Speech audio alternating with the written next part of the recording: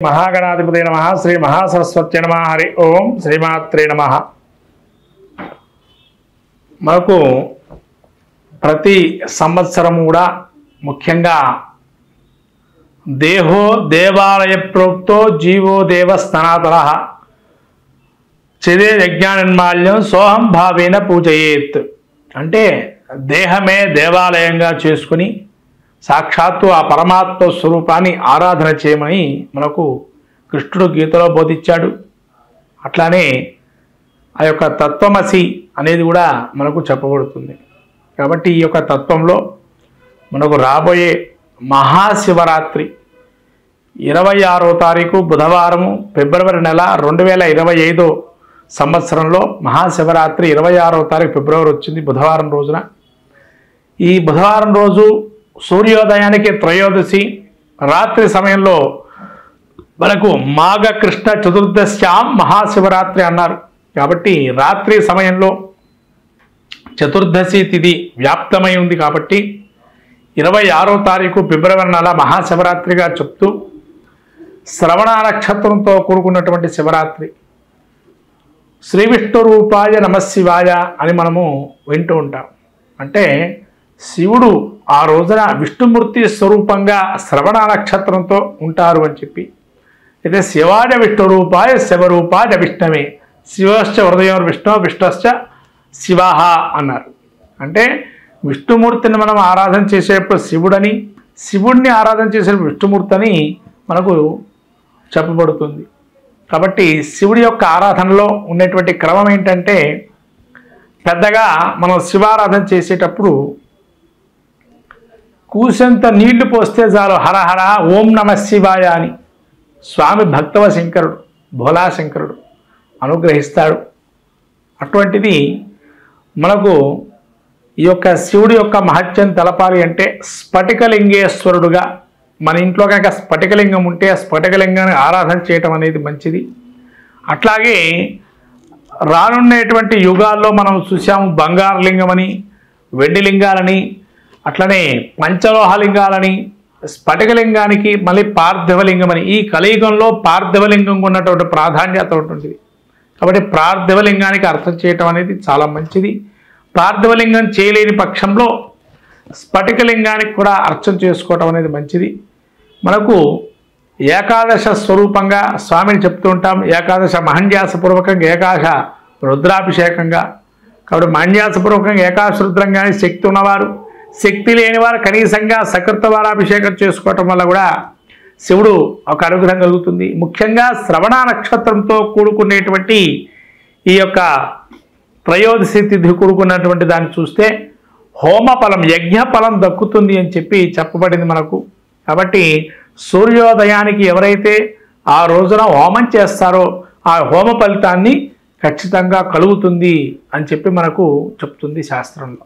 కాబట్టి హోమాన్ని చేసేటువంటి వారు ఎవరైనా రుద్ర హోమాన్ని పగటిపూట చేసుకోవటం చాలా మంచిది।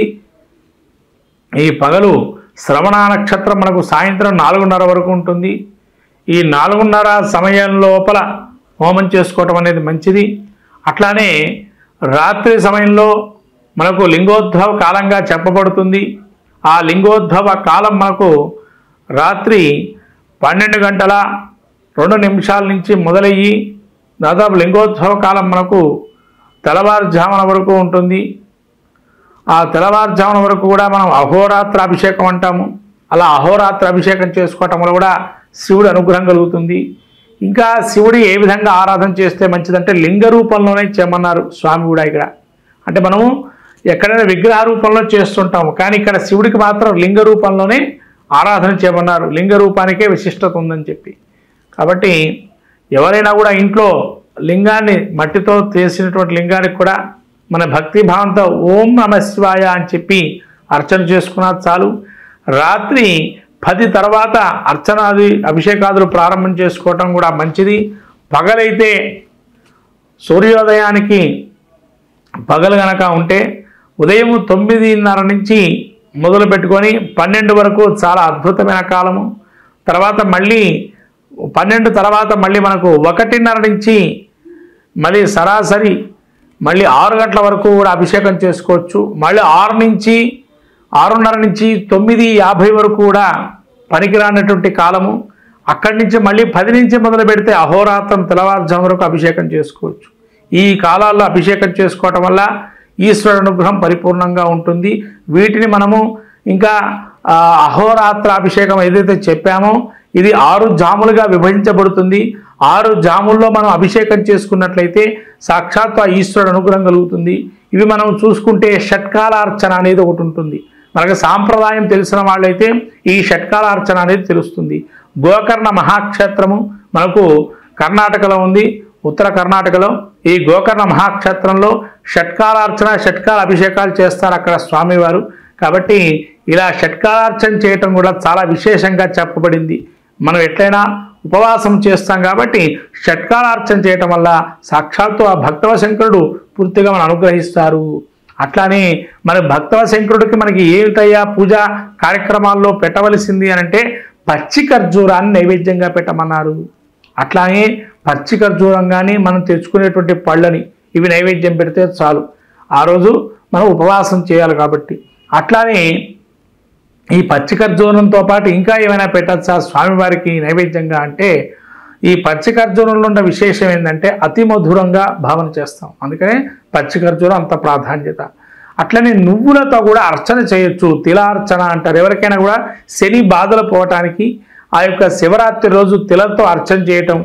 ఎవరికైనా గ్రహ మండలిలో అంటే మనకు గ్రహాలు సర్వదా అందరికీ నవగ్రహాలు అనుకూలంగా లేని వాళ్ళు ఎవరైతే ఉంటారో వాళ్ళు నవగ్రహ ధాన్యాన్ని కూడా నానబెట్టేసి శివుడికి అభిషేకం చేసేటప్పుడు ఆ ధాన్యాన్ని కూడా పోస్తే ఆ యొక్క నవగ్రహ దోషాలు కూడా పోతాయని చెప్పి ఈ విధంగా చెప్పబడుతుంది మనకి శాస్త్రం కూడా. కాబట్టి నవగ్రహ ధాన్యాలు ధనానికి సంబంధించి చెరుకు రసంతో అభిషేకం చేయమన్నారు. అలా చెరుకు రసంతో అభిషేకం చేయడం ధనం కూడా సమకూరుతుంది. ఈ విధంగా శివరాత్రి రోజు ఓం నమ శివాయ అనే మంత్రాన్ని కానీ మళ్ళీ మనకు వచ్చినటువంటి శివ మానసా స్తోత్రం అని ఉంది. శివ మానసా స్తోత్రం చేసినా కూడా శివుడి యొక్క అనుగ్రహం పరిపూర్ణంగా ఉంటుంది. ఎట్లనగా అంటే దీనికి ఒక కథ ఉంది. శ్రీశైలంలో మనకు మరి చంద్రమతి యొక్క కథ ఉంటుంది. ఆ చంద్రమతి దేవి మరి ఈశ్వరుడి ఆరాధన చేసి ఆ ఈశ్వరుడి యొక్క స్వరూపాన్ని ఆరాధన చేసి మనకు మంచి వరుడు కావాలని చెప్పి కోరుకుంటుంది. ఆమె పార్వతీ స్వరూపంగా ఉంటుంది. అట్లా ఆ చంద్రమతి చేసేటువంటి మల్లెపూలతో అర్చన చేయడం వల్ల మల్లికార్జునుడుగా, అట్లా భ్రమరాంబిక ఆ అమ్మవారు ఆ భ్రమర స్వరూపంతో ఉండడం వల్ల భ్రమరాంబికని ఆ మల్లికార్జున స్వామి పరిణయోత్సవం జరుగుతుంది.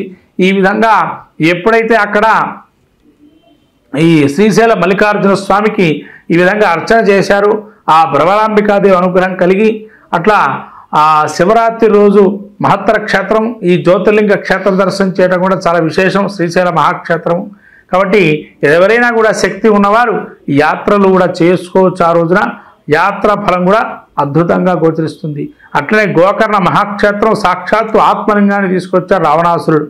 కాబట్టి ఆ యొక్క ఆత్మలింగాన్ని దర్శనం చేసుకోవటం వల్ల కూడా స్వామివారు మనకు సాక్షాత్తు ఆత్మ స్వరూపంగా కూడా అందులో కనబడుతుంది. అక్కడ శివలింగం లోపలగా ఉంటుంది. ఎందుకంటే తర్వాత కాలంలో గోవు మర్దనం అంటే గోవు యొక్క గిట్టపడి ఆ లింగం ఆకారం మారి చివరికి గోగర్భంలోకి వెళ్ళిపోయి దాని పైనుంచి ఒక పానువట్టంగా సాలగ్రామ శిల ఉంటుంది.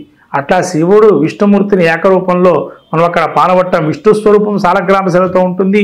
శివుడేమో అంతర్భాగంలో ఉంటాడు. అటువంటి ఆత్మలింగాన్ని దర్శనం చేసుకోవటం కూడా చాలా విశేషంగా చెప్పబడింది. ఇటువంటి మహాక్షేత్రం ఇవి దర్శనం చేసుకోవటం ఈశ్వరుని అనుగ్రహం ఉంటే ఐశ్వర్యం కలుగుతుంది అంటారు. కాబట్టి ఐశ్వర్యం ఈశ్వరాధిచ్చేదు, అష్టైశ్వర్యాలు ఈశ్వరుడి దగ్గరే ఉంటాయని చెప్పబడింది. కాబట్టి అందరూ కూడా మహాశివరాత్రికి ఆ ఈశ్వరానుగ్రహాన్ని పొందండి. తగిన విధంగా అభిషేకం చేసుకునే శక్తి కలది. ఓం నమ శివాయ. హర హర మహాదేవ శంభో శంకర.